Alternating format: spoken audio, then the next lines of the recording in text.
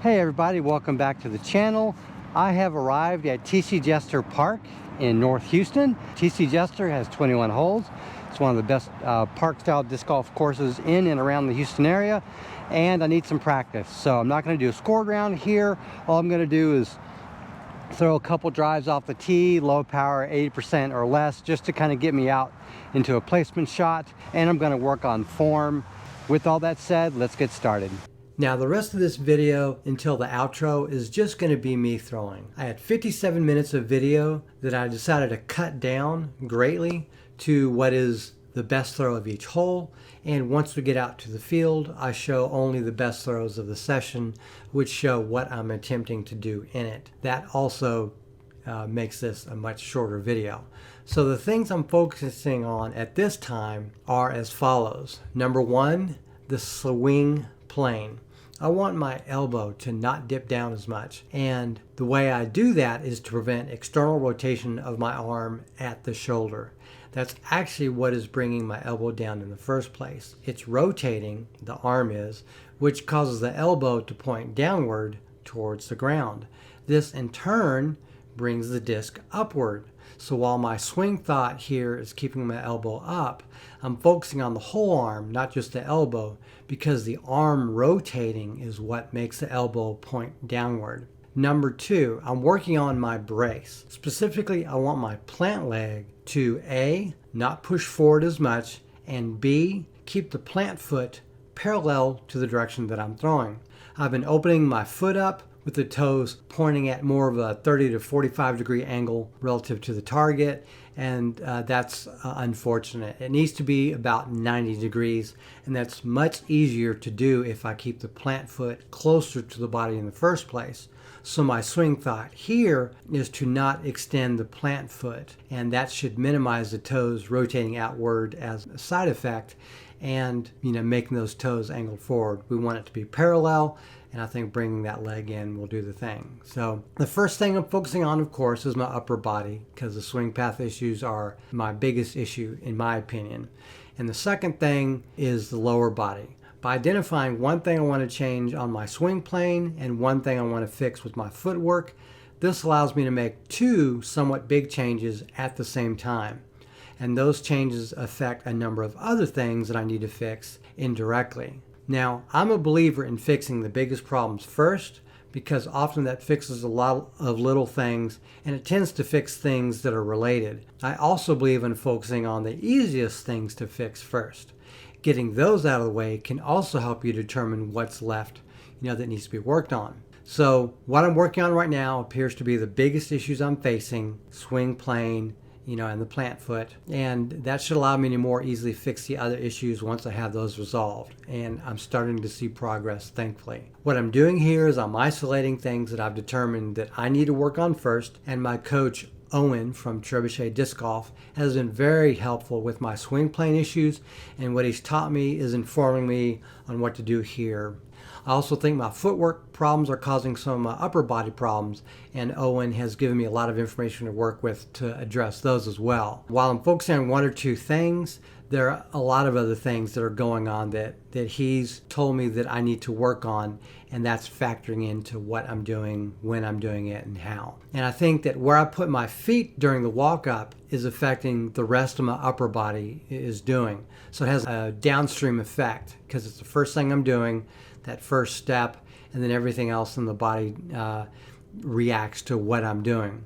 I think when my plant foot's toes are pointing too far forward during the swing, that means that my hips are open relative to the target, and because of that, unfortunately, I lose power.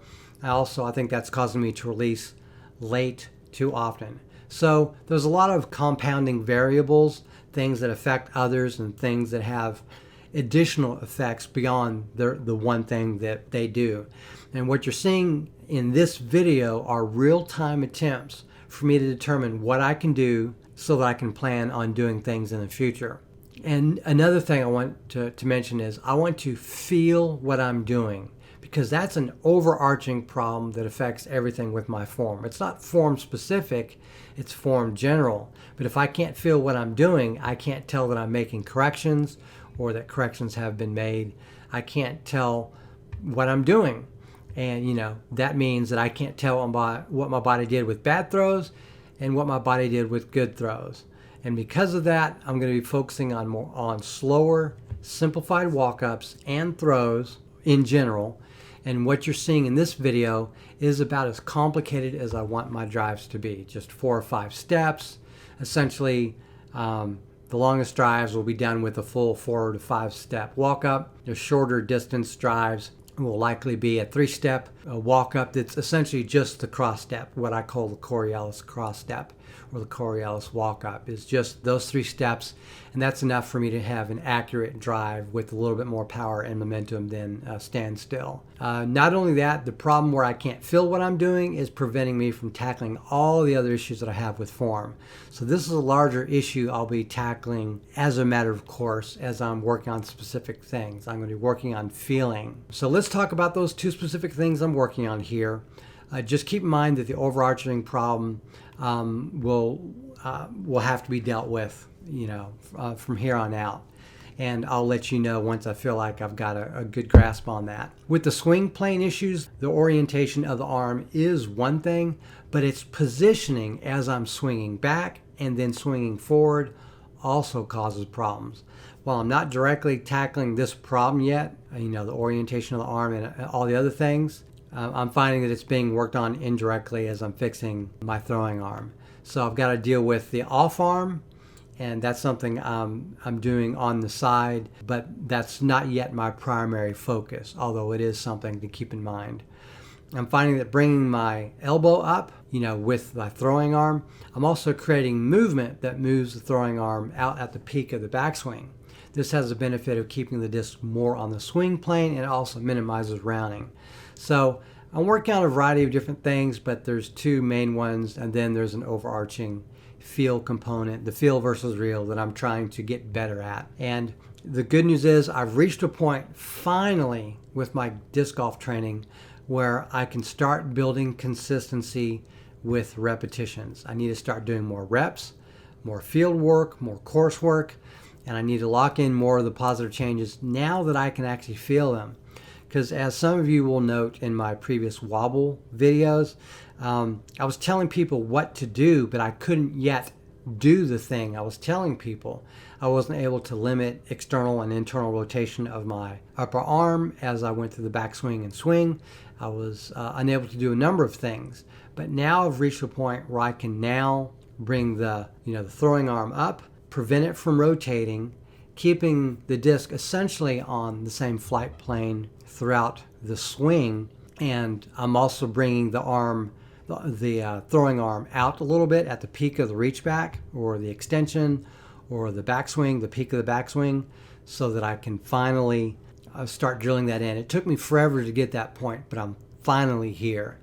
With all that said, let me go over some of the results of this training session at TC Jester Park. First things first, I was able to throw putters up to 245 feet away, which is my new personal record for distance with my AVR putters. And this goes to show you that the work I've been doing over the last year has actually helped. Number 2, I did not throw any mid-ranges, and the reason why is I wanted to go straight from putters to fairway drivers.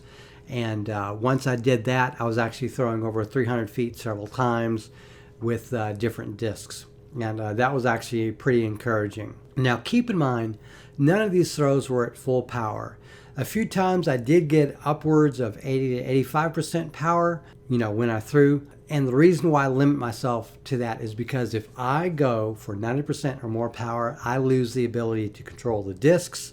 I just don't have that level of control at that power level. I just suspect that that's because I haven't trained myself to accurately throw at those higher power levels.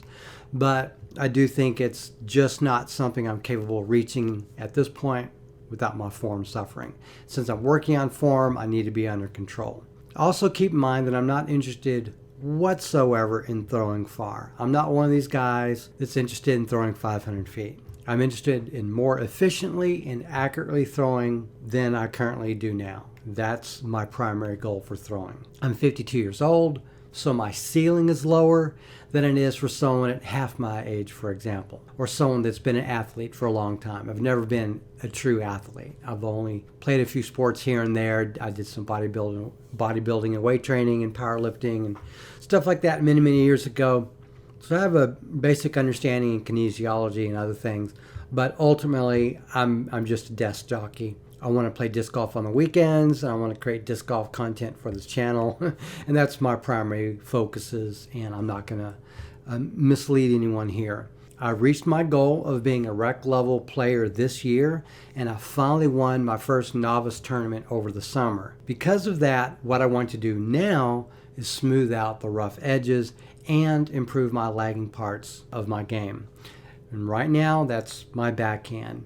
But what's really behind is actually my forehand. And I do have plans to work on that in the future, but I have to get a little bit more positive experience with my backhand before I completely switch over to forehand. But for now, as it is, my focus is on field work. It's on net work, which is throwing into a net, and course work, which is throwing on a course for my backhand throws. I want to go past my current plateau of throwing to where I'm throwing with better form. That will increase distance, but more importantly, increase accuracy. And I'm hoping I can put myself in a position where I can tell what I'm doing and I don't have as many lapses in my ability to throw. I want to push the concept of field-based training. People like me just aren't feeling it. We're trying so hard to get all the technical stuff right, but we can't really feel it when we're throwing, so that hinders our success because we can't replicate the good thing because we can't tell between good and bad things that we're doing in real time. Athleticism will help us greatly, so I plan to use drills to help build the abilities that I need to throw better. However, being athletic is only part of the story. I think the part that's most important is being able to feel correctly and effectively, because that can help inform you on what you just did and what you can do to make changes going forward. So we don't want to just increase people's ability, we want to increase their perception. There's a term for this that we need to mainstream within the disc golf form community, and that's proprioception. It's the body's ability to sense its location, its movements, and its actions. And when people in the disc golf form community talk about feel versus real, what they mean is being able to tell what the body is doing when you're doing something. Improving proprioception improves balance, improves coordination, and it improves outcomes. And the way you work on this is to deliberately put your body and limbs in bad positions and then in good positions, and testing yourself on the ability to feel them. I don't have all the answers there, but that's the direction that I intend to go, and I intend to publish what I can learn on this channel over time.